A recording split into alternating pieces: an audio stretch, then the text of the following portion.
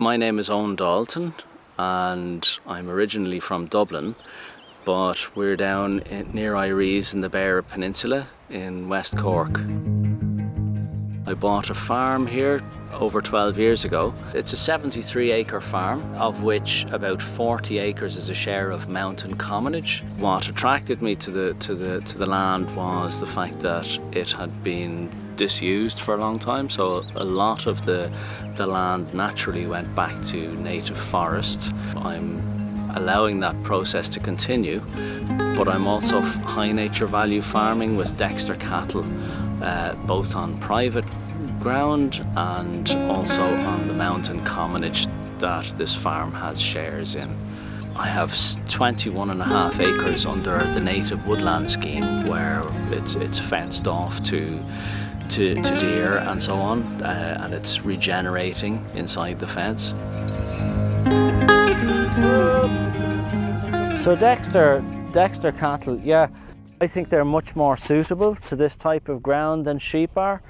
They're certainly much more friendly to the ecology, to the native ecology of the area, because they're not selective grazers. So while sheep, for example, will graze out any native trees that are coming up or other important flora, cattle don't do that. They eat a little bit of everything, including grass, which is much more benign impact on the ground they're grazing.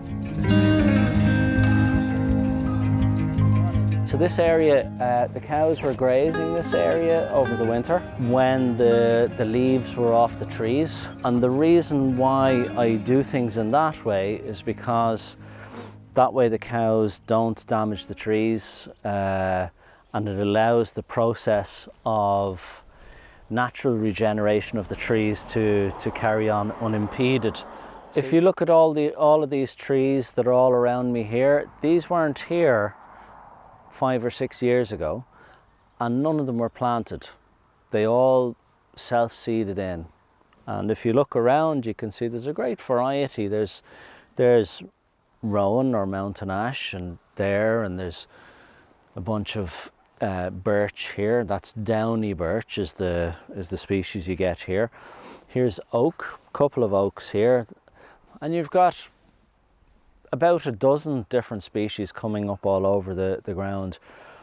But they're coming up, these are wild trees. They're not from garden centres. They're the trees that probably have existed in this part of the country right back till not long after the last ice age. What I'm doing here I consider to be very high nature value farming.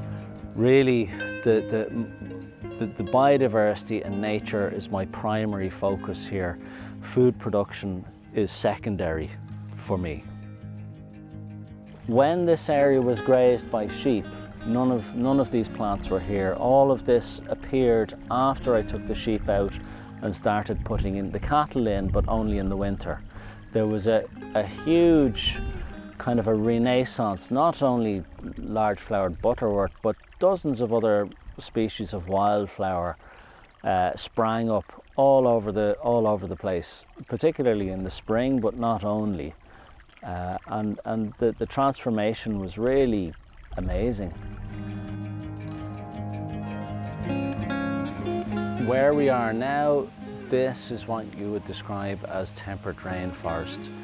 When I came here,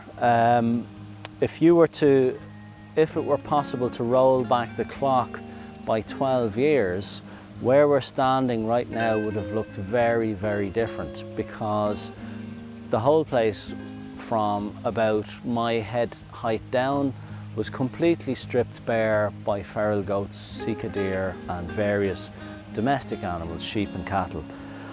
So you had none of the flora all around me. In other parts of the forest there are carpets of wildflowers, and all of this sprang up after the land was fenced to keep the herbivores out. Because there are no extractive processes going on here, this area is entirely left for nature. I consider this to be a form of rewilding that I'm practicing here.